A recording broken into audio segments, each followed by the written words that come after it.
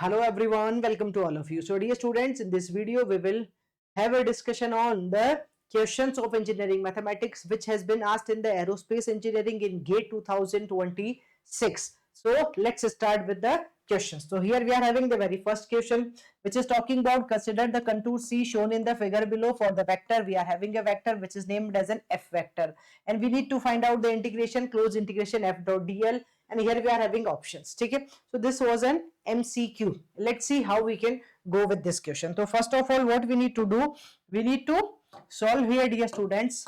Okay, first of all we need to write down the given function. We can see the function F vector is given to us.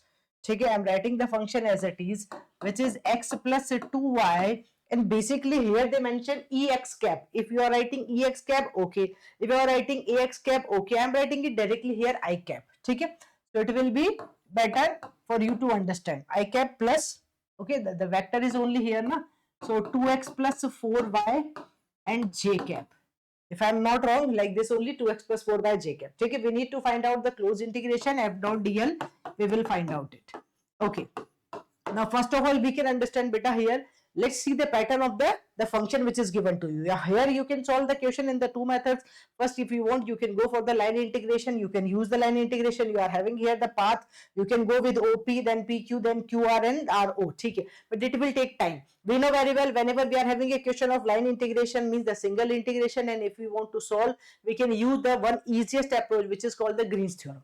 Okay, what the Green's theorem says, let's have a discussion. First of all, I am writing here about the Green's theorem. My Green's theorem says, okay, I am writing here by the Green's theorem. By the Green's theorem. The Green's theorem says if you are having a question which is in form of the P dx plus Q dy, okay, you need to read the question should be in this form P dx plus Q dy, and here you should write down the result in terms of the partial differentiation del q by del x minus del p by del y, and here it should be dx dy. Okay, so can I write down this question in this form? Yes, exactly. So if I am writing here, since I need to find out FDL na, so I can go here with this is the function na, x plus 2y dx, okay, plus this will be 2x plus 4y, 2x plus 4y dy.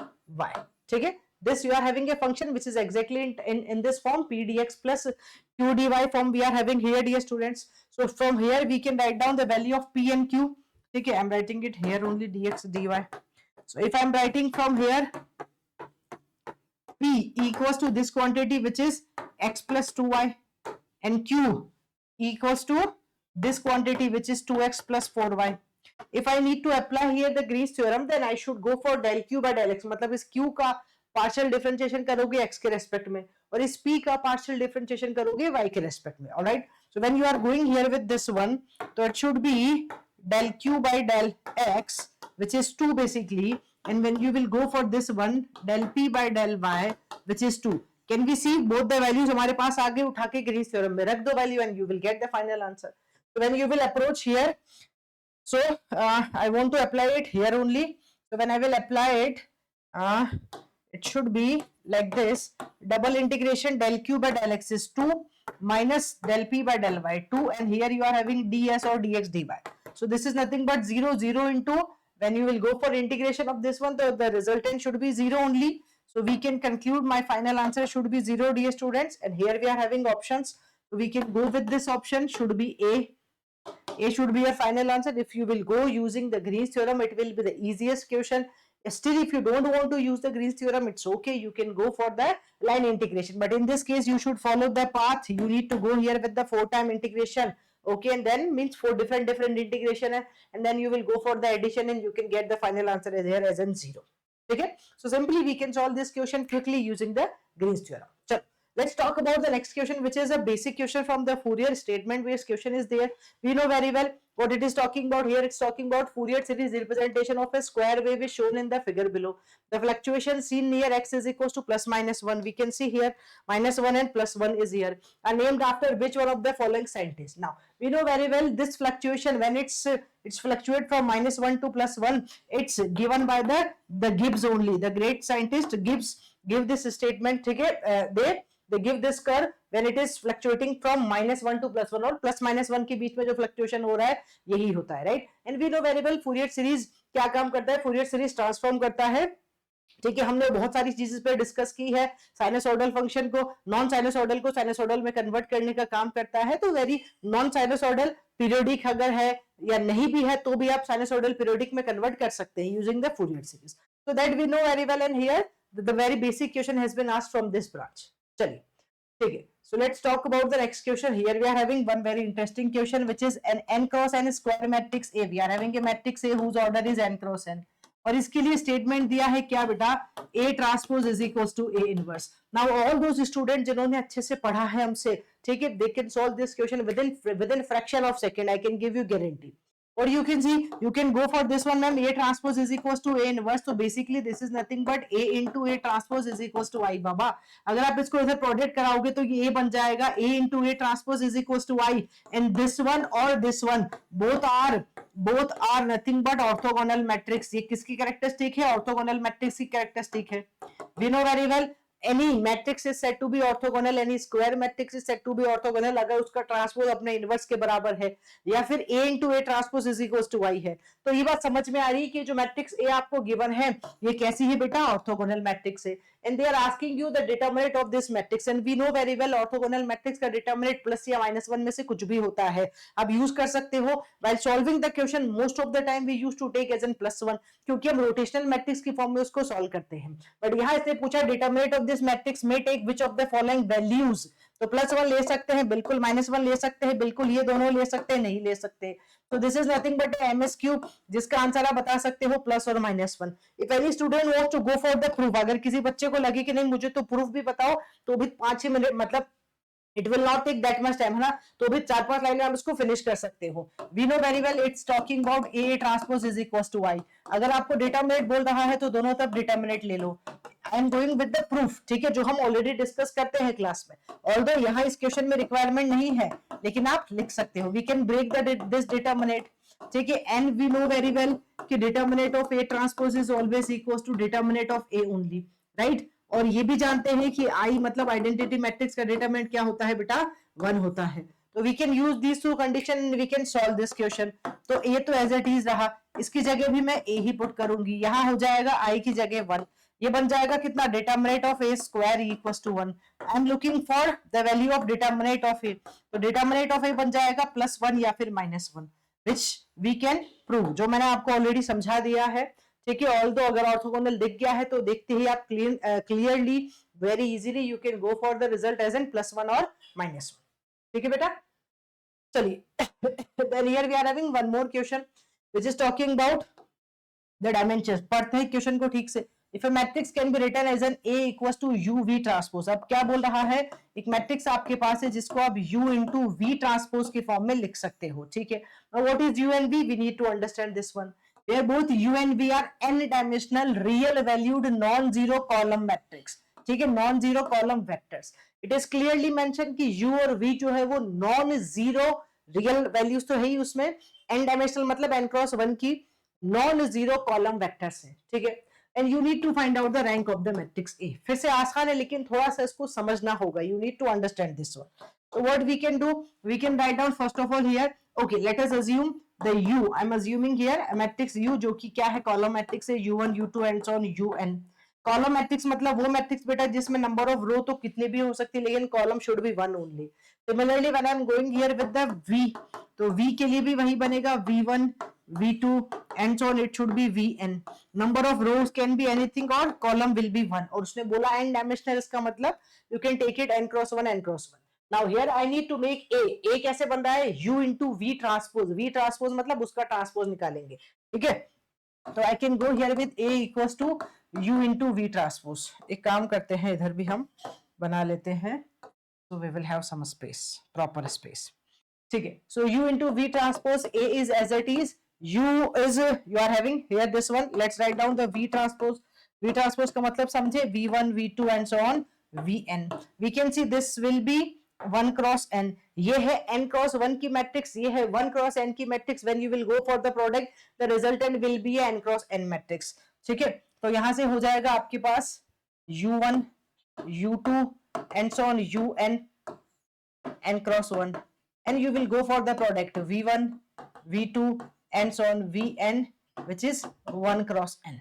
ठीक है, so when we are going for the product, so यहाँ पे अब देखना matrix क्या बनेगी बेटा, matrix A will be u1 will multiply with the, यही तो होता है फर्स्ट रो, इसके फर्स्ट कॉलम से, first row second column first row third column, तो u1 v1 u1 v2 and so on it will be u1 vn, this will be n cross n matrix. Similarly u2 v1 u2 v2 and so on it will be u2 vn, और यहां बनाओगे तो un v1 un v2 and so on un vn.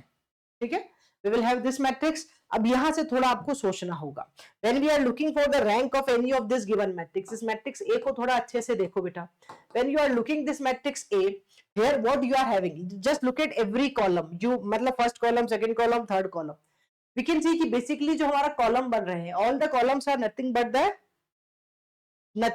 scalar product of u and v. ठीक है, मतलब u आपके पास एक scalar vector है जो कि कॉलम वेक्टर बताया ही था आपको, उसका अगर आपने इस v1 v1 v1 दिख रहा है, v1 इसमें से बाहर आ सकता है, तो you will get here this is nothing but even I can write down here in this case the column 1 can be written as an u1. ठीक है, या फिर u1 मत लिखो आप तो उसको, क्योंकि ये u1 u2 un बन रहा है, मतलब u वेक्टर बन रहा है ना, तो u वेक्टर के साथ किसका v1 का प्रोडक्ट हुआ है.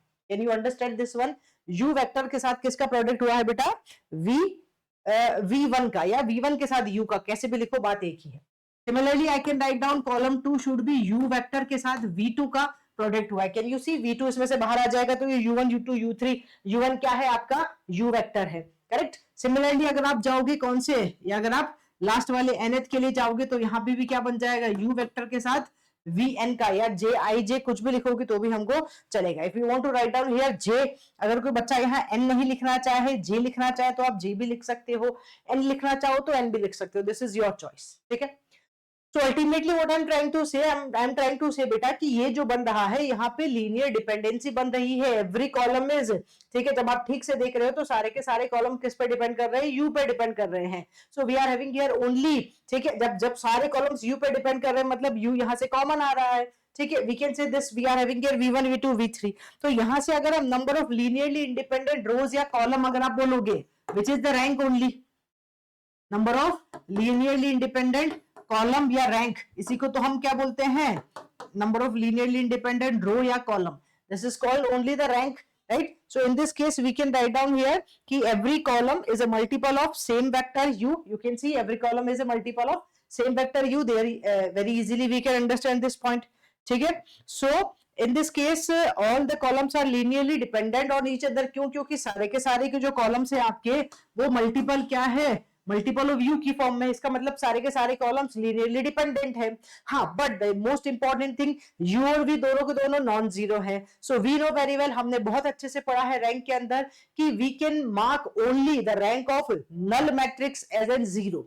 अगर मैट्रिक्स नल मैट्रिक्स नहीं है तो उसकी मिनिमम रैंक 1 होगी. तो here you can see this matrix is not a null matrix, क्योंकि यू और वी आपके पास नॉन जीरो एलिमेंट्स है. सो दैट्स व्हाई इसकी जो मिनिमम रैंक है, even if you will ask me that directly, the rank जो है वो 1 आएगी. क्यों आएगी, क्योंकि सिर्फ एक, कम से कम एक रो और कॉलम तो ऐसा आएगा ना जो नॉन जीरो होगा. ठीक है, वहां सिर्फ और सिर्फ we can say we are having only one linearly independent column और one linearly independent row. Otherwise सारे के सारे क्या हैं, यू के मल्टीपल में, इसका मतलब सारे के सारे डिपेंडेंसी में आ रहे, लीनियरली डिपेंडेंसी में बन रहे हैं. तो directly you can approach here the rank will be nothing but 1. और आई थिंक ये जो क्वेश्चन था वो NAT था, तो here we can go for the result as an 1. Rank of the matrix A is 1. अगर ये आंसर इन इंटीजर बोल रहा है तो इंटीजर में रिजल्ट आ जाएगा 1. और हम अच्छे से जानते हैं यार बेटा कि रैंक तो हमेशा इंटीजर में ही आती है, रैंक कब डेसिमल में आ सकती है, रैंक कभी डेसिमल में आ ही नहीं सकती है ना. तो it should be integer value, तो इंटीजर में वैल्यू आपके पास आ रहा है 1. ठीक है, I hope it is clear to everyone. Now here we are having one more interesting question. A equals to ABCD if the relation A plus B equals to C plus D holds ABCD not equals to 0, then which one of the following statement about A is false? We need to find out the false statement. Incorrect statement आपसे पूछ रहा है question. ठीक है, तो first of all we can understand from here, जो एक relation आपको दिया है कोरिलेशन ये है कि a plus b equal to c plus d है, ठीक है, इसको संभाल के रखना है। और मैट्रिक्स आपको दे रखी है। Now here they are not talking about, ठीक है, और कोई बात नहीं बोली, लेकिन मुझे what I need to do, I should go here with the option elimination. I need to check one by one the options and then only I can conclude. तो let's start with the option A. यहाँ mark नहीं किया है, लेकिन ये option A है, ये option B है, ये ऑप्शन सी है और ये ऑप्शन डी है। तो option A says 1 1 is an eigen vector. चलो है कि नहीं अभी चेक कर लेते हैं। So we are having a Brahmastra for the eigenvector. We know very well whenever we need to check the eigenvector, we can follow Ax is equals to lambda x. I will go here with the option elimination. A आपके पास matrix है बेटा, which is ABCD. ठीक है ma'am, ABCD. X is the X is nothing but the vector which we are having here in the option, which is 1 1. Lambda अभी मुझे पता नहीं है और x वापस हम रख सकते हैं वैल्यू 1 1. ठीक है, अगर ये दोनों तरफ से सेटिस्फाई हो गया तो रिजल्ट आ जाएगा, नहीं हुआ तो नहीं आएगा। ठीक है ma'am. So what we can do, we can go here with the, let's go with this one. Okay, it's already given to us क्या कि a plus b equals to c plus d है। याद रखना, इसका use हम करेंगे, we will use it here. Now what I will do, I will go for the product because when I'm having here ax is equals to lambda x, तो left और right side दोनों तरफ matrix है। What you need to do, you need to simply multiply the matrices and go for the comparison. ये best approach है eigen vector के questions को solve करने के लिए। तो what you will do, you will go here with this one, a multiply with 1 और plus b, और यहाँ c मल्टीप्लाई विद 1 और प्लस d। ठीक है, we will get this one lambda और 1 1 आ गया। now since we can see a plus b equals to c plus d है, तो लगा दो a plus b की जगह c plus d या c plus d की जगह a plus b। so this will here also I will put a plus b and this is equals to lambda and 1 1. I hope everyone can easily understand this point. And now what you can do, you can take a plus b outside from this matrix. When you are taking a plus b outside, so this will become, my dear students, 1 and 1, and here we are having lambda 1 1. Now can you see, it looks like the same thing. It looks like the same thing. Ax is equals to lambda x वाली condition को satisfy कर रहा है, और अगर कर रहा है तो ये देखो लैम्डा की वैल्यू a प्लस बी बन गई और ये x x आपके पास सेम आ रहा है। तो surely from here we can write down it satisfy this condition ax is equals to this one। कब सेटिस्फाई करेगा, अगर लैम्डा की वैल्यू a प्लस बी आ जाए। तो लैम्डा की वैल्यू मतलब eigen value a plus b है और आइगन वेक्टर क्या है, 1 1 है। ऐसा करने के बाद ना आपने दो ऑप्शन एक साथ क्लियर कर लिए। You can see a option 1 1 is an eigen vector, correct. Lambda equals to a plus b is an eigen value, correct. तो ये दो ऑप्शन करेक्ट हो गए। I am looking for incorrect one, I am looking for false one. ठीक है, एक option और है, lambda equals to d minus b, इसकी एक और आइगन वैल्यू के है क्या। Now we got already here one of the eigen value as an, we already, since we can see we are having a 2 cross 2 matrix बेटा, तो lambda 1 lambda 2 दो eigen values आपके पास होंगी इस मैट्रिक्स A के लिए। क्यों, क्योंकि मैट्रिक्स का ऑर्डर 2 क्रॉस 2 है। एक आइगन वैल्यू आपको पहले से ही a प्लस बी मिल गई, दूसरी हमको पता नहीं है, but we are having the matrix, we can go for that sum of the eigen values, मतलब ट्रेस पे जा सकते हो। ट्रेस का मतलब ये रहा मैट्रिक्स का प्रिंसिपल डायगोनल एलिमेंट्स का सम। सो ट्रेस मतलब sum of eigenvalues, sum of eigenvalues will be a plus d, sum of eigenvalues will be a plus d. Can you see, yes, this is a plus d only. So when I will go for it, so I can use here lambda 1 plus lambda 2 equals to a plus d. Now the let's put the value of lambda 1 a plus b plus lambda 2 equals to a plus d. A and a will be gone, lambda 2 equals to d minus b. So I can say one of the or the another eigenvalue should be d minus b. Is it there in the option? Yes, it is there in the option. तो ये option true है, ये option भी true है और ये option भी true है। ऑल्दो एमसीक्यू है तो एक ही आंसर बचा है जो कि गलत होगा। ठीक है, तो this will be the false one. अच्छा, क्यों बोल रहे हो मैम आप गलत, चेक क्यों नहीं कर रहे, क्योंकि I can see d plus b आ रहा है ना। जब मेरे पास when I am having a 2 cross 2 matrix, I am having only 2 eigen values, एक a plus b है, दूसरी d minus b है, तो बेटा फिर d plus b तो हो ही नहीं सकती। Still if you want to check, you can use here this one trace, जो अभी मैंने चेक करके बताया, आप उसके साथ चेक कर सकते हो, दोनों का एडिशन कर दो। If you will go for this one ना, a plus b plus d plus b, तो it is not giving you a plus d, it is giving you a plus d plus 2b, which is wrong। ठीक है, तो इससे भी check कर सकते हो। Although you can understand directly कि दो हम ऑलरेडी आइगन वैल्यू प्रूव कर चुके हैं, तो भाई ये तो हो ही नहीं सकती। So that's why we can go for this result. Clear बेटा, चलिए now let's talk about next question, which is from the differential equation। differential equation, consider the differential equation with the initial conditions given below। if yx is the solution of the equation, ठीक है, we are having a differential equation, this one, इसका solution yx है, so we need to find out the value of the slope which is dy by dx. कहाँ पे at x is equals to ln2, at x is equals to ln2 we need to find out the value. We are having some initial conditions, y की value 0 पे x की value 0 है, derivative की 0 पे sorry x की value 0 पे derivative की value 1 है. चलो सॉल्व करते हैं. तो we should go here with the simple approach.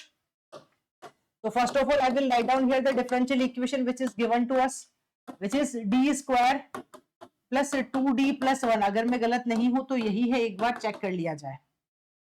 2 d2y by dx2 is nothing but d square ना, so d square plus 2d plus 1 और y equals to 0. This is my differential equation only, ठीक है.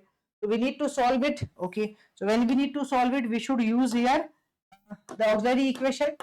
Auxiliary equation यहां से बन जाएगी बेटा m square plus 2m plus 1 equals to 0, which is nothing but m plus 1 whole square equals to 0. तो यहां से जो रूट्स आ रहे हैं वो m equals to -1 -1. We are getting here the real and repetitive roots, real and repetitive roots, ठीक है. अच्छा, एक और इंपॉर्टेंट बात, when we are checking this differential equation, ये d2y by dx2 plus 2dy by dx plus y equals to 0 की form की है, तो इसका जो जनरल सोल्यूशन होगा वो CF ही होगा, PI will not exist here. So directly we can write down here the y GS general solution equals to y CF which is C1 plus C2x और e to the power minus x. ये आपके पास रहेगा बेटा general solution, ठीक है. Now here we need to find out the values of the constant C1 and C2 using the initial condition. तो first condition आपके पास है x is equals to 0 पे y की वैल्यू 0. तो when you are putting at x is equals to 0, y equals to 0, ये 0, ये C1 और ये 0 और e power minus 0. तो we are getting from here C1 equals to 0. Can we see? We are getting here. Yes. Okay. So we are getting here C1 equals to 0.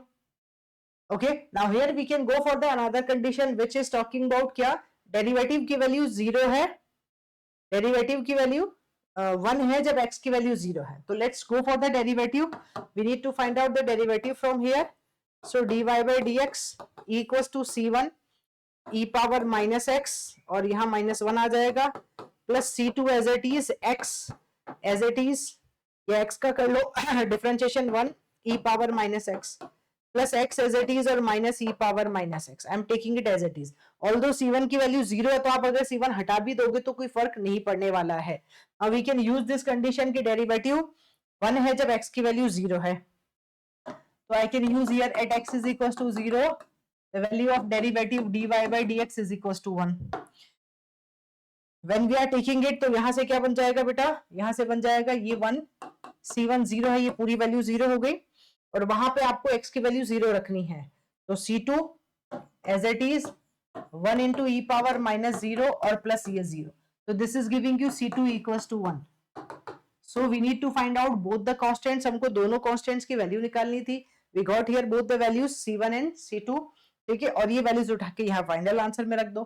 तो ycs या y general solution equals to c1 is 0 plus c2 means 1 into x और e power minus x. तो which is y equals to x e power minus x only. And we need to find out the value. Slope पूछ रहा है आपसे. Slope का मतलब dy by dx होता है. So dy by dx यहाँ से करोगे तो x as it is minus e power minus x plus 1 as it is और e power minus x ये हो गया. And you are looking for the result at x is equals to किस पे पूछा है, ln2 पे पूछा है. तो चलो यहाँ निकाल लेते हैं हम ये final answer. So here it should be, या एक बार इधर ही रख दो, x is equals to ln2 पे पूछा है तो यहाँ dy by dx, तो x की जगह ln2 और ये माइनस है ही e पावर माइनस ln2, ठीक है, plus e power minus ln2. या फिर इसको थोड़ा ठीक से लिख लो, इसमें से e power minus x common ले लेते हैं. तो e power minus x common, ये बन जाएगा 1 माइनस x, ठीक है. dy by dx equals to e power minus x 1 minus x, यहाँ ले लेते हैं अब इसको हम. तो dy by dx equals to 1 minus x e power minus x. Let's put here the point. तो जब पॉइंट रखोगे तो यहाँ बन जाएगा dy by dx 1 minus ln2 ठीक है, और ये बन रहा है e पावर ln मतलब log to the base e और 2, और यहाँ से 2 पावर -1 मतलब 1/2 ही बच रहा है बेटा। तो ये बन जाएगा आपके पास dy by dx equals to 1 minus ln2 divided by 2। इसकी वैल्यू को आपको राउंड ऑफ करके सॉल्व करना है। I think when you will solve this value you will get the result somewhere between 0.5 something 0.15 something. तो ये मिल रहा था 0.1535, जिसको आप 0.154 लिख सकते हो, और ये जो है आपका रेंज में आ जाएगा। उसने पूछा है कि कहाँ तक 3 डेसिमल प्लेसेस तक, तो since it is asking about the 3 decimal places, तो I will go here with the result 0.154। ये हमारा फाइनल आंसर है। स्ट्रेट फॉरवर्ड क्वेश्चन, बहुत ज्यादा इसमें कुछ पूछा नहीं है ऐसा जिसमें आपको परेशान होना पड़े, तो very easily you can approach and you can get the result my dear students. चलिए एक और लास्ट क्वेश्चन आई थिंक होगा इसका हमारे पास। Yes, we are having the simple question of maximum minimum, but यहाँ थोड़ा सोच समझ के करना होगा क्योंकि मॉड्यूलस है। तो the minimum value of the function fx we are having here mod of x plus mod of 2x plus 3 for the real x। ठीक है, तो सबसे पहले यहाँ से क्या करो, क्रिटिकल पॉइंट निकालेंगे for finding the critical point. अच्छा, क्रिटिकल पॉइंट क्या होते हैं? Critical point are those point जहाँ पे फंक्शन आपका या तो मैक्सिमा या फिर मिनिमा होता है, right? That is called the critical point only. So here what we need to do, we should go here with this one. तो जब आप यहाँ से सॉल्व करेंगे, ठीक है, तो यहाँ से क्या करो, उसको 0 के इक्वल, मतलब एक बार mod x is equal to 0 रखोगे तो x की वैल्यू 0 लेंगे, और दूसरी बार में इस पॉइंट को 0 के इक्वल रखोगे, ठीक है, पॉजिटिव ही लेना है 0, तो it will give you 2x plus 3 equal to 0 which is giving you 2x is equal to -3, मतलब x की वैल्यू -3/2 मतलब -1.5 आ रही है। So we are getting here two values, x is equals to 0 while x is equals to -1.5। और हम अच्छे से जानते हैं कि जब भी हमारे पास ऐसा क्वेश्चन आएगा मैक्सिमा मिनिमा का, ठीक है, तो ये जो क्वेश्चन है इसमें रेंज आपको दिख रहा है क्योंकि पॉजिटिव वैल्यू ही रहने वाली है, but still here we can understand the maxima और minima will exist always at the end point. तो आप इन दोनों एंड पॉइंट्स में से किसी पे भी फंक्शन की वैल्यू चेक कर लो। तो when I will put here if you will go for the range, देखो जरूरत नहीं है रेंज की, बट फिर भी कोई बच्चा जाना चाहे तो दिख रहा है we need to directly substitute this values in the function, है ना।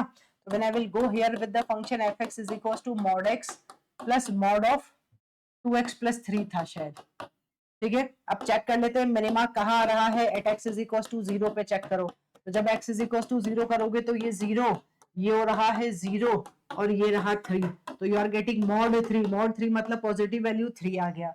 तो x is equals to 0 पे तो फंक्शन की वैल्यू आ रही है 3। Now you need to check here at x is equals to -1.5। अब इस -1.5 पे क्या आएगा, when you will go here with -1.5 तो यहाँ वैल्यू आ जाएगी कितना, -1.5 का mod प्लस 2 इंटू मॉड में है -1.5 प्लस 3, ठीक है।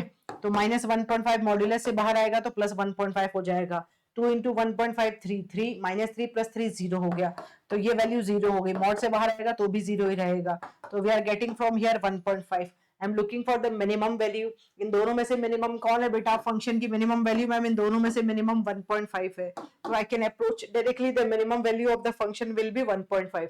क्या पूछ रहा है, for the real the minimum value of the function for the real x, तो minimum value of the function क्या हो गई, 1.5 हो गई। अच्छा, इसलिए पूछा होता कि किस पॉइंट पे आ रही है, so then you can conclude कि it is at x is equals to -1.5।